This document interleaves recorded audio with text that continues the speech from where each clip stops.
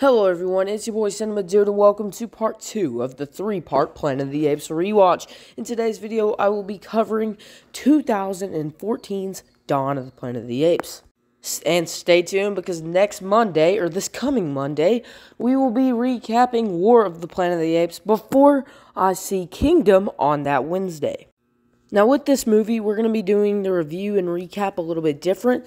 So we're actually going to start with a quick plot analysis, like just talking about the plot and everything. And then we're going to go into my review and then a little bit of Easter eggs at the end, except for the recap won't be nowhere near as in-depth as the one for Rise of the Planet of the Apes with, because I don't know if you guys have noticed, but when I go for a long time and talk and not cut, and I struggle to cut sometimes because I get distracted very easily, like I can mispronounce stuff, I'll blank, I'll forget to say words, and it just sounds awful. But here is a quick plot analysis of the movie. In Dawn of the Planet of the Apes, we follow Caesar and his apes 10 years after their rise in 2012. The apes are now living alone all by themselves, thinking that all the humans are gone. Well, they'll find themselves gravely mistaken when it turns out that the humans are still out there, and in fact, they're looking for a dam, but the only thing covering the dam is the apes. They don't talk to them and realize that they need it, so instead, they just straight up have to go to war with them. Well, in the midst of it, they hurt Rocket's son, the alpha from the first movie. They hurt his son, and they don't want to go to war by Caesar's rules. Well, in the end, Koba ends up betraying the apes, and they end up going to war with the humans. And this film is directed by Matt Reeves, which I think is a great switch up from Rise of the Planet of the Apes. I do think it's really smart to have two different directors for the first movie and the second and third one. And the reason is because you have two completely different types of tones and two completely types of worlds. In that first Rise of the Planet of the Apes movie, we were dealing with a world while it was thriving before a virus wiped out half the world, before these apes took over and ran off into the redwoods, before Genesis started all of this, before the apocalypse came, basically.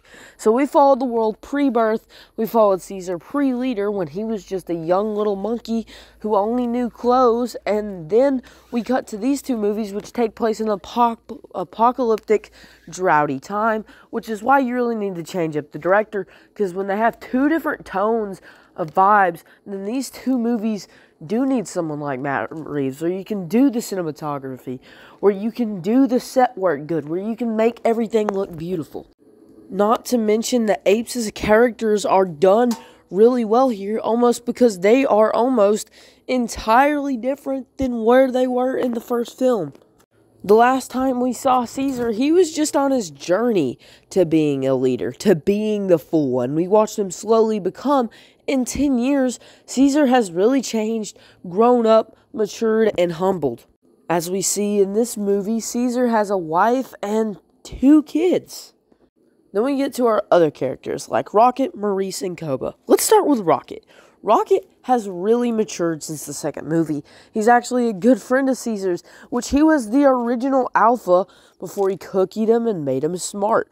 Rocket was originally Caesar's op in that first movie, but now Rocket and Caesar are cool, and it's a big part of this movie. Now, getting on to Maurice, he seems kind of like the village type dude who's helping the children. We see Caesar and them helping the children. He's telling all of them, apes together strong, the same thing that Caesar says, and I love it every time Caesar says that in the movies. Like, this has to be one of the best quotes in film history, is apes together strong. And Maurice has not changed that much other than still being Caesar's best friend. Koba, the character that I have a love-hate relationship with him, and this movie does really well at being able to make him good to evil with the villain, but you can still sympathize with him. He's almost like a Magneto-type character. They don't want them, and yeah, his arc in this movie where he goes from good to turning on Caesar, just being like, hey, you care about them more than us, I want to go to war, and Koba ends up starting the war, which leads to War of the Planet of the Apes. And even with the human characters, like Malcolm and his family, are much more likable and charmable this time around. And no offense to the dude who played Green Goblin's son in Spider-Man. Why can't I think of his name? But no offense to him or the old man, because y'all were amazing actors. It's just the chemistry here really makes sense, and it really has to work more when you're living in this time of apocalyptic depression, which is also a time where your family needs nothing more than love, which I love some of the ideas that they tackled here. Eventually, at one point, when one character says the scary thing is, we need power, energy, and water to survive, they need none of that. They have the advantage over us, and yes, they can only continue to grow smarter, which really shows why they're thriving without any of that tech in Kingdom of the Planet of the Apes. Like, we see in those trailers that the apes are chilling and thriving just fine, and they don't need no technology, they don't need none of that. And well, those themes do come up later in the franchise, and that is excellent foreshadowing for something that came out in 2009.